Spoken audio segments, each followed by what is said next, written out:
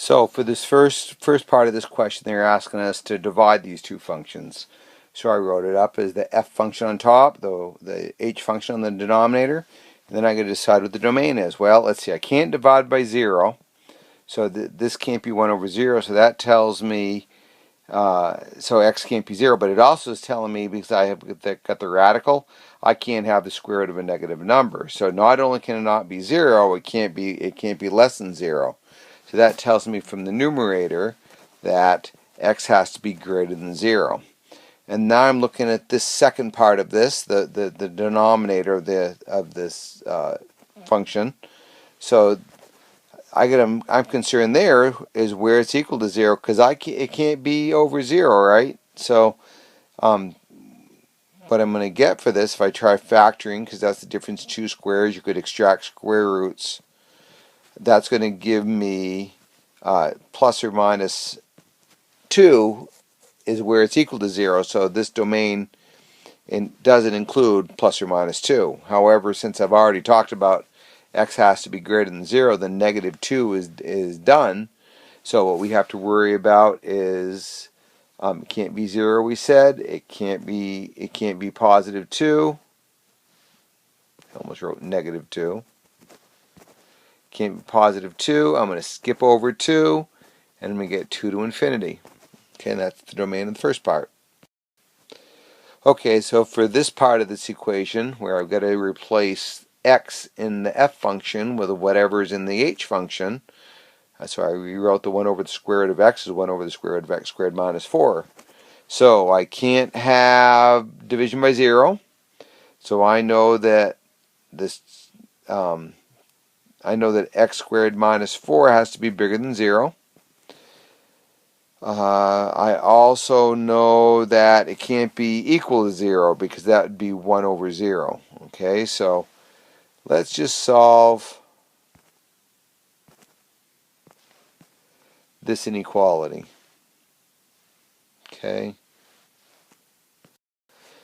so I'm going to pretend this is an equation for a minute, and I'm going to solve it. I'm going to get those same old, what we did before, the x equals plus or minus 2, but this is x squared minus 4, not so much that x. So I'm going to make a little number line here. And if I think about anything in this range between negative 2 to positive 2, if I replace that, like for 0, say, is in that range, right? If I replace 0 in this equation, that's going to give me the square root of negative 4. Can't do it. Same thing with negative 1. Positive 1 is going to give me a number that's smaller than 4, which makes it a negative number. So that's out. If I look at outside of negative 2, though, and outside of positive 2, in either case, when I square that number, it'll be bigger than 4. I'll get a positive number. So what's the domain of this? Well, I'm going to go from negative infinity up to negative 2. I'm going to skip over everything until 2 and go to infinity. And that is the domain of this part.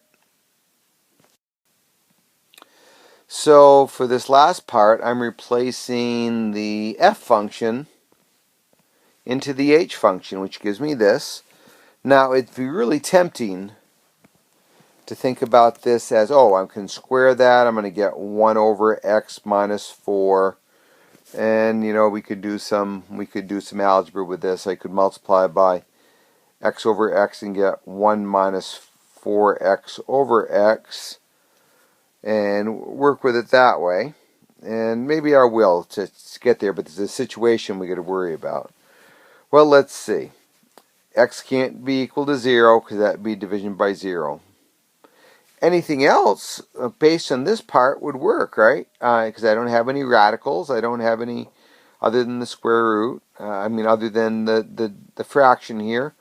I really don't have to worry about anything. So it looks like at first glance that I would be using negative infinity to 0, skip over 0, and go out to infinity. And other than that, there wouldn't be a problem. However, when you go back to this original graph, or this original equation, before we did any algebra with it, I can't have the square root of a negative number. So because I can't have, since the negative numbers aren't part of the domain of this function, they aren't going to be here either.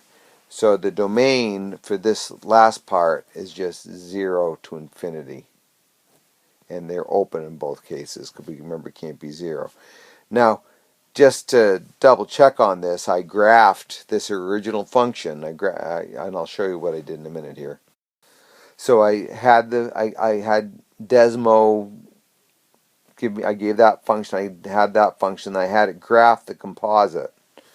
And as we see from the graph, notice how it goes out to infinity. Well, we think it does, and it goes closer and closer to 0, but it doesn't have any values over here for when x equals is a negative number. And that confirms what I was just talking about. So that's what the domain of this function is.